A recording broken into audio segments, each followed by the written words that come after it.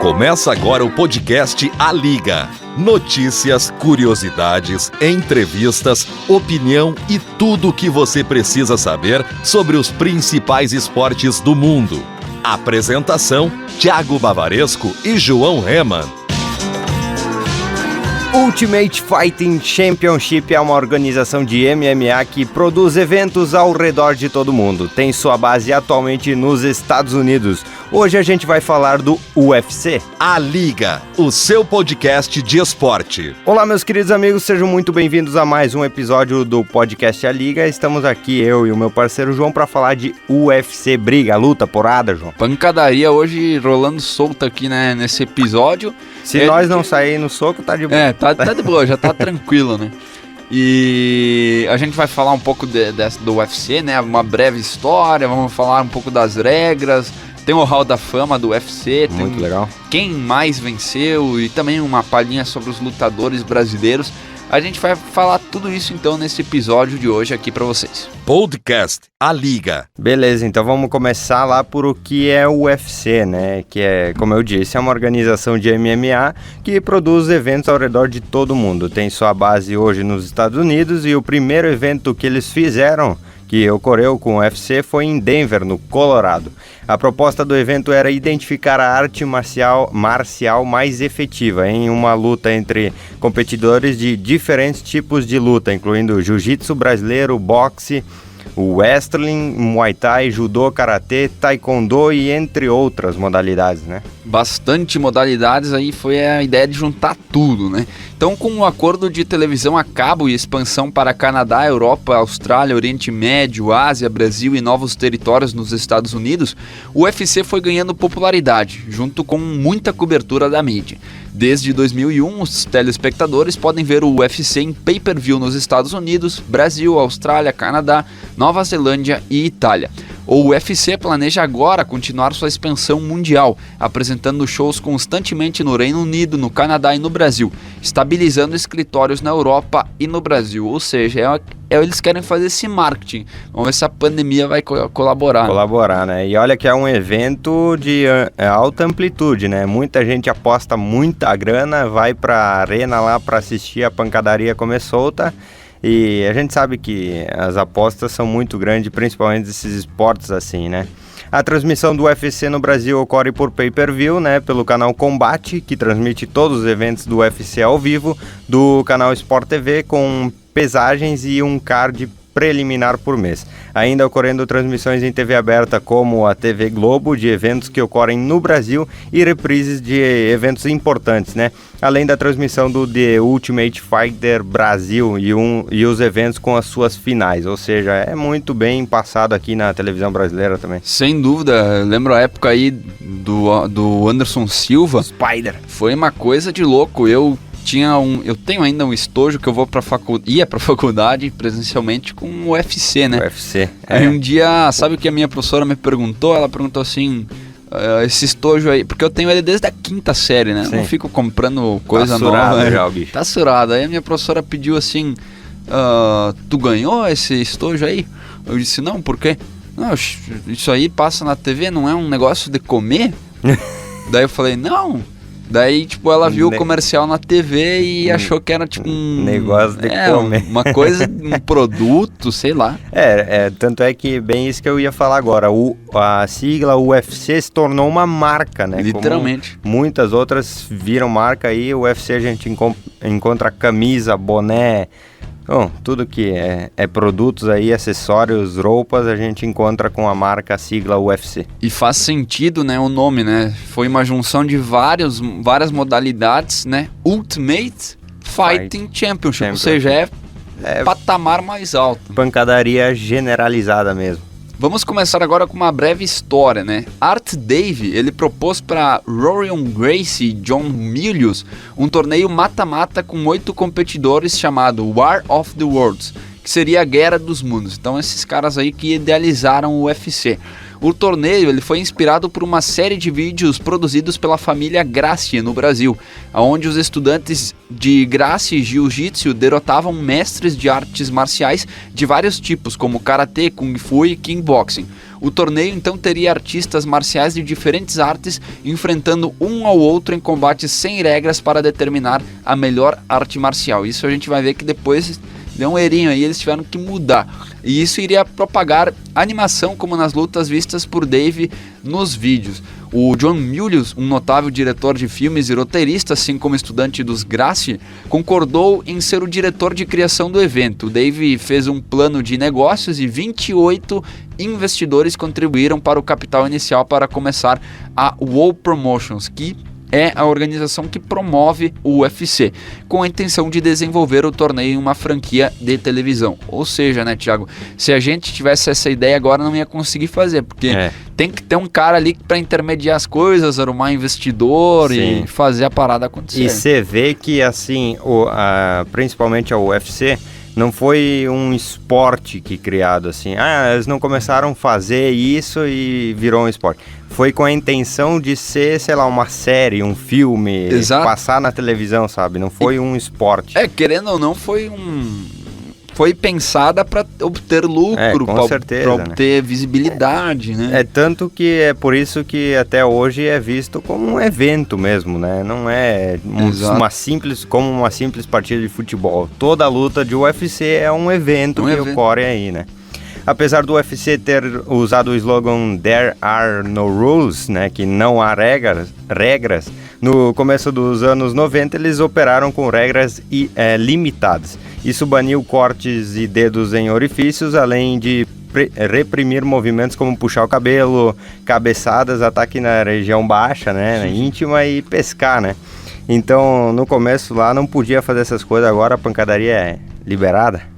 Tipo assim, na verdade, antes podia fazer o que queria, né? Antes podia fazer o que queria. Antes podia fazer o que queria, né? Aí depois acho que começou a rolar algumas cabeças. É que também, né, meu amigo? Tá louco? As mulheres vão lá e vão começar a puxar os cabelos e vira briga de bodega. Tchau, aí sim eu queria ver. Então agora a gente vai dar uma passada aí nas regras pra você saber o que pode, o que não pode, porque a luta, como a gente já falou, é diferente, né? Tem uma luta que pode fazer uma coisa, tem outra que não pode. Mas no UFC, então, nesse evento, o que é proibido fazer?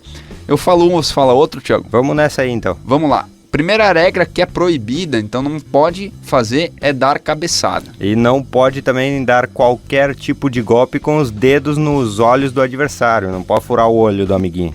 Não pode morder ou cuspir no oponente. Ou seja, dessas 3 regras que a gente já falou aqui, o Soares e o Zidane não iam poder... Já estavam fora aí do UFC. Estavam fora já, estavam desclassificados aí. Não pode inserir o dedo ou a mão na boca ou na narina da pessoa. Ou seja, não pode trancar as vias aéreas dela, hein? Isso aí. Não pode também puxar o cabelo da pessoa, do teu amiguinho. Vai deixar ela careca, meu parceiro. Aí não dá, né?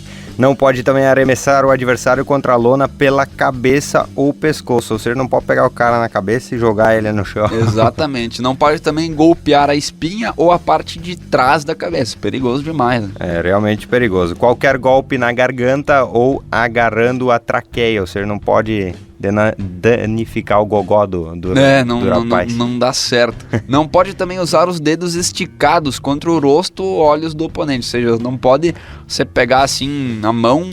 Dá aquele golpe cobra, né? Que é só pau. Não pode. Não pode golpear com o cotovelo de cima para baixo. Então, a gente até vê movimentos como o giratório que dá com o cotovelo na cabeça, só não pode vir de baixo para cima. Daí não funciona. Também não pode qualquer tipo de ataque na virilha do competidor, né? Aí é tenso mesmo. Seja homem ou mulher, né? Exatamente. Dar joelhada ou chutar a cabeça de um oponente caído, isso aí é realmente uma falta de respeito já, né? Tem que ter essa noção. Não pode também pisar em um oponente caído. Que, como a gente falou, desmerecedor, né? O cara já, ele já desistiu, Sim, né? Então, não tem porquê. Segurar a luva ou o calção do oponente. Olha, essa é bem legal, porque eu sempre, quando assisti as lutas, que eles vão pro chão, né, pra tentar submissão e tal, eu sempre via que o cara segurava abaixo da luva, no punho, né?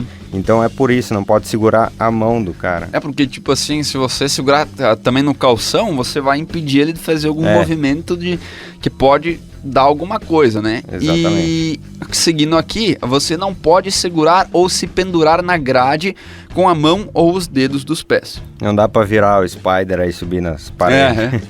Não pode manipular pequenas juntas. Eu acho que não pode quebrar dedinho, né? Essas coisas. Essas coisinhas aí. Não pode arremessar o oponente para fora do ringue de luta, hein? Mas daí também, né? O cara tem que Tem que ser muito O forte. bagulho das grades tem 2 metros de altura, vai jogar o cara fora como, né? Carregar nas costas e subir. Intencionalmente colocar o dedo em qualquer orifício ou corte ou laceração do oponente. Ou seja, se ele abrir o supercílio, você não pode enfiar o dedo no cara. E é sacanagem, né? Agora eu tô pensando, né? Os juízes tem que ser... tem que saber tudo, né? Exatamente. Também não pode agarrar, beliscar, torcer a pele ou carne. Essa é muito interessante, porque, pô, beliscar é muito dolorido. É, certamente, né?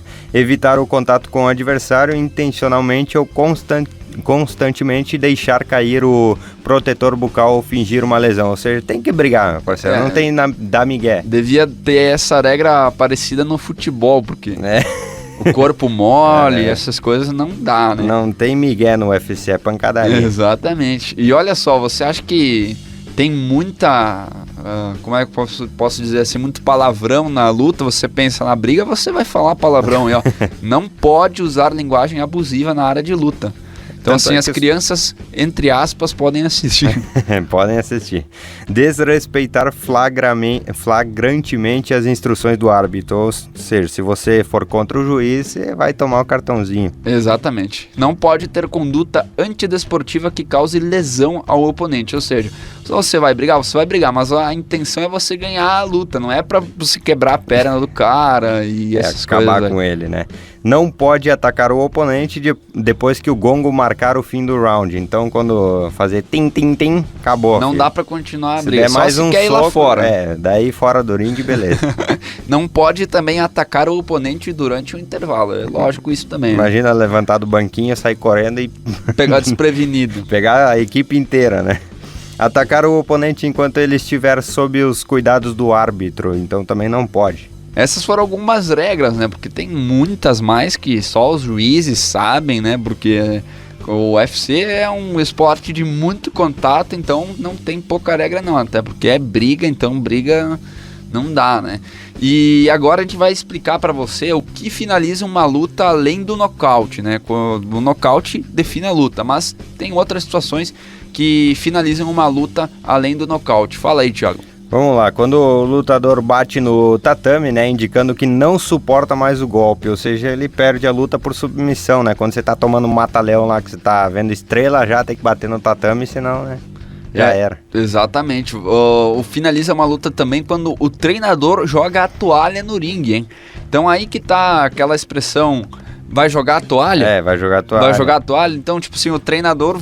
tá ali, vai jogar a toalha, acabou, meu amigo. Ele viu que o lutador tá lá apanhando demais. E que não vai dar. Não vai se render, né? Então ele, pra prevenir, pra cuidar do seu lutador, ele joga a toalha, né? E por assim encerra a luta, né? E eu tava pensando agora, Thiago, por exemplo, se o cara joga a toalha e o lutador não gosta da ideia, ele deve ficar meio bravo. Mas deve acontecer, né? Deve acontecer, provavelmente. É aquela coisa, né? Pra preservar a vida do cara. E fisicamente, né? Assim ele demora menos tempo pra se recuperar, né? Exatamente.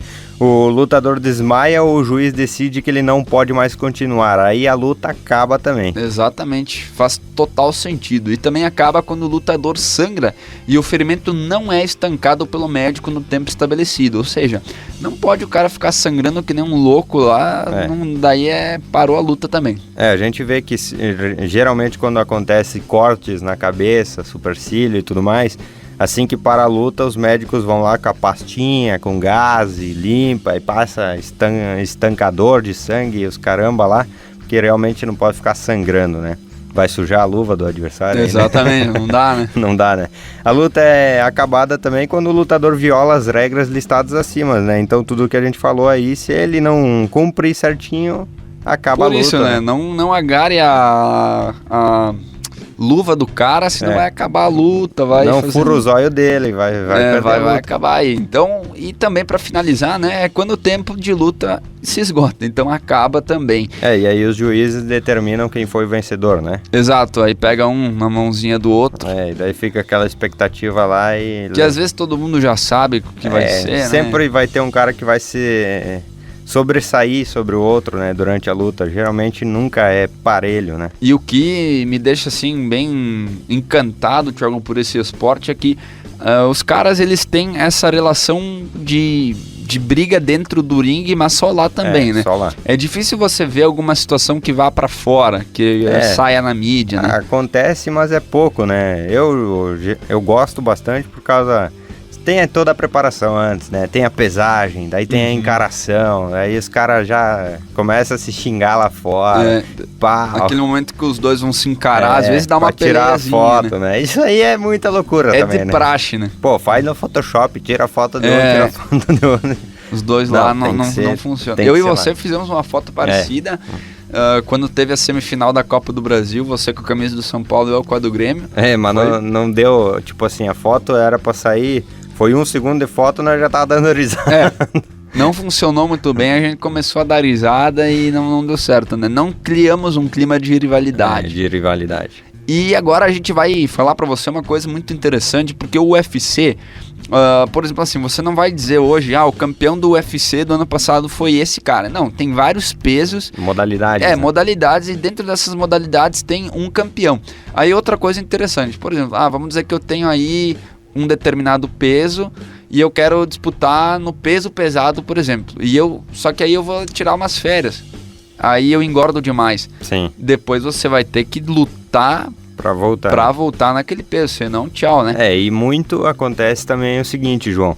O cara luta lá, por exemplo, no peso pena e aí ele vai pra uma luta contra um outro adversário e ele tá acima do peso pena. Então ele tem uma semana que ele precisa perder tantos quilos para se adequar à luta, né? Senão ele perde por WO também. Exatamente. Teve o último campeão brasileiro, agora me esqueci o nome, mas ele tá ali embaixo, depois a gente vai falar dele, que aconteceu isso, teve reportagem no Esporte Espetacular, que ele teve que fazer uma loucura para perder peso, né? E claro, não vai perder peso usando remédios, coisas que aí é pior ainda. Né? Exatamente. Então a gente vai começar a listar as categorias de pesos pra você. Lembrando que no começo não tinha, né? Lá no começo não tinha, mas daí era 120 kg contra 60. Aí não funciona, né? Tá maluco, né? Então, o primeiro peso é o peso palha, que ele vai até 52,2 quilos, mas esse só existe aí no feminino. No feminino. Aí vem o peso mosca, né, que vai até 56,7 quilos, esse é para masculino e feminino. Isso aí, o peso galo, ele vai até 61,2 quilos, também é unissex. Exatamente, o peso pena, ele vai até 65,8 quilos e ele é masculino e feminino. O peso leve, então, ele vai até 70,3 quilos e esse é só no masculino. Véio. Meu amigo, já tô ficando com medo aqui. eu ia estar pensando nisso, cara. O peso meio médio, ele é até 77,1 quilos. O peso médio, ele vai até 83,9 quilos. E o peso meio pesado, eu me encaixo nesse aí, vai até 92,9 quilos. Eu também me encaixaria nesse. Tamo feio, hein? Tamo quase no último já. Eu vou engordar mais um pouquinho, vou pro pesado. E o peso pesado, então, ele vai até 120,2 quilos. Os caras que lutam aí, meu amigo... Mas a gente vê, João, tem todas essas categorias mais baixas que a gente falou aí, mas o que mais a gente é comum de ver é o peso médio, o meio pesado e o pesado, né? Daí pra cima. Daí pra cima é por aí que a gente vê. Talvez no feminino seja mais comum a gente ver o mosca, o galo, o pena aí, porque, né... As mulheres geralmente são um pouquinho mais magrinhas do que a gente, né? Exatamente. Estamos aí em má forma. Muito má forma falando nisso. E agora, meus amigos, a gente vai listar o Hall da Fama do UFC. Existe sim um Hall da Fama do UFC. E olha, cara, tem bastante BR na lista.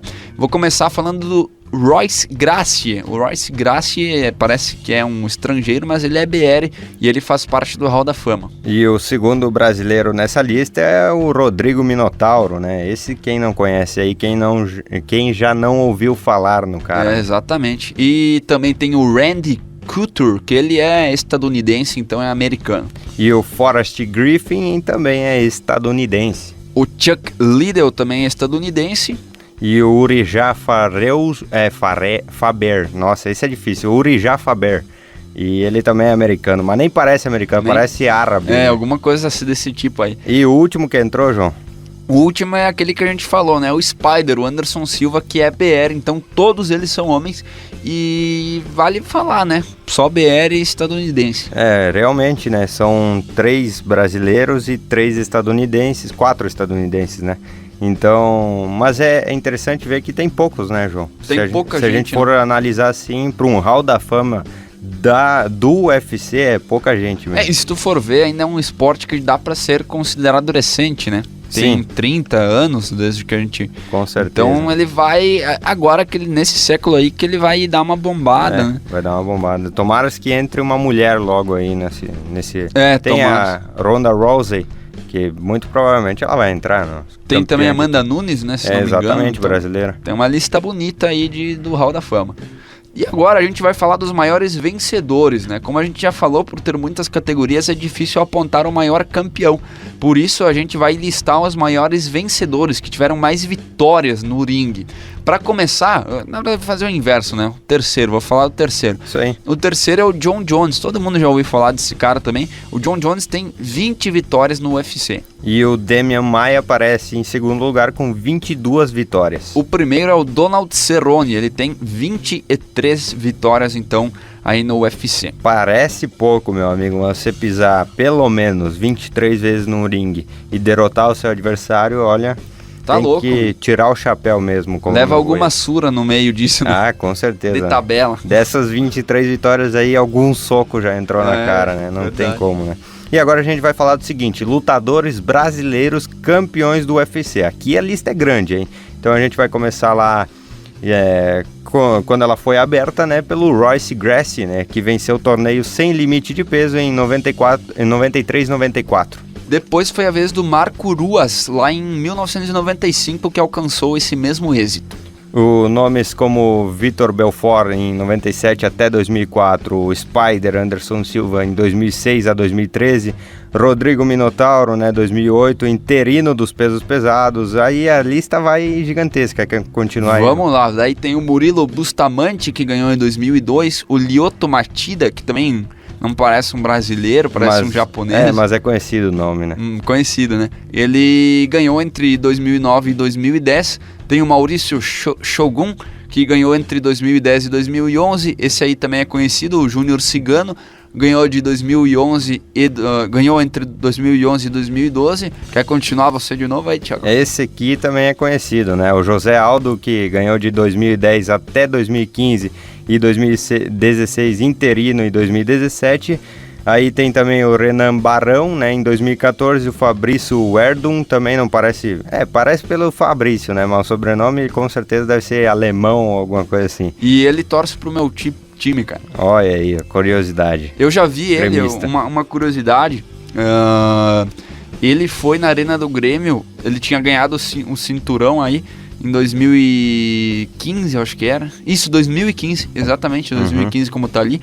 Era o Grenal, inclusive. E aí ele foi lá com o cinturão e ele deu uma volta no estádio. Eu tava lá, eu vi ele com o cinturão do UFC. Olha só que história, hein? Muito bacana, hein?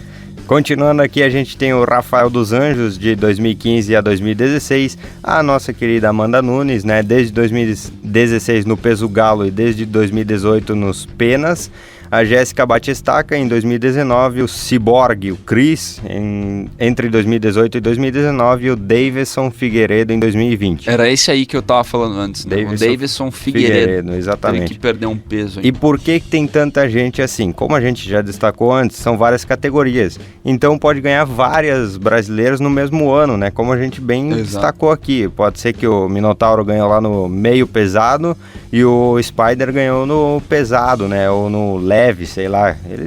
Ele era magrelo, então ele devia lutar no mais baixinho. Claro que esse peso ainda do Spider colecionou títulos. Com certeza. O mais difícil, porque os melhores lutadores estão naquela faixa etária ali, né? Então o cara que pega o peso pesado, por exemplo, ele vai ter competidores que não se destacam tanto, né? Exatamente. Mas realmente é um esporte que eu gosto de assistir, assim. Claro que tem algumas vezes que chega a ser decepcionante porque a luta dura 30 segundos. É verdade. Aí não tem graça, né? Eu lembro na época do Anderson Silva que a gente ficava tipo até de madrugada, assim, pra ver ele. Era 2 da manhã as lutas. O Anderson Silva assim. Foi uma grande história por causa da lesão dele, né? Daquela imagem que não tem como não remeter a mente da perna quebrando e depois ele conseguir voltar a lutar de novo, né? Não, exatamente. E outra coisa, né? Tipo, ali dá pra se dizer que foi o momento em que o Anderson Silva, tipo, praticamente deu um adeus, porque ele quebrou a perna até ele se recuperar, voltou e ele usou doping, né? Sim, Quer dizer, usou anabolizante, sei lá, então... É triste, né, ver uma história assim, mas, enfim. Ele queria tentar sair por cima, né? Queria tentar sair por cima. Sem que Saiu, né? Se for olhar, saiu, mas do jeito errado. Ele não queria ser lembrado por aquela lesão que ele teve com a perna quebrada. Ele queria... ele não queria parar ali, né? Exatamente. Ele queria sair no momento mais alto que ele pudesse para ser lembrado de título. Ele lutava no peso médio, então realmente é uma das mais difíceis aí, eu creio, né? Se liga quantos filhos o cara tem, 2, 4, 5 filhos. Tá bom aí, né? Fez uma trajetória boa de criançada. Fez uma trajetória boa, né? ele deixou, né, os herdeiros aí, porque o cara tá sujeito a...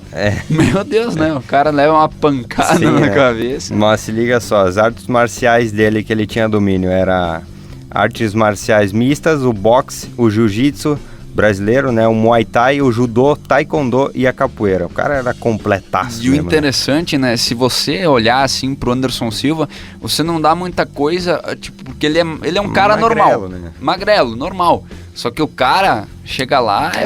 aquela coisa que o Galvão, até mesmo o Galvão falava nas transmissões, que o Anderson Silva domina a luta por cima e se precisar levar pro chão, ele domina a luta também, né? O cara é completo, né? Exatamente. Então, realmente voa como uma borboleta, pica como uma abelha. Essa frase aí do filme Rock Balboa não tem como esquecer, né? E é outro esporte que precisa ter um treinamento absurdo, né? Com certeza. Você tem que ter a sua preparação física em dia, academia todo dia, alimentação e técnicas, então... Foco e...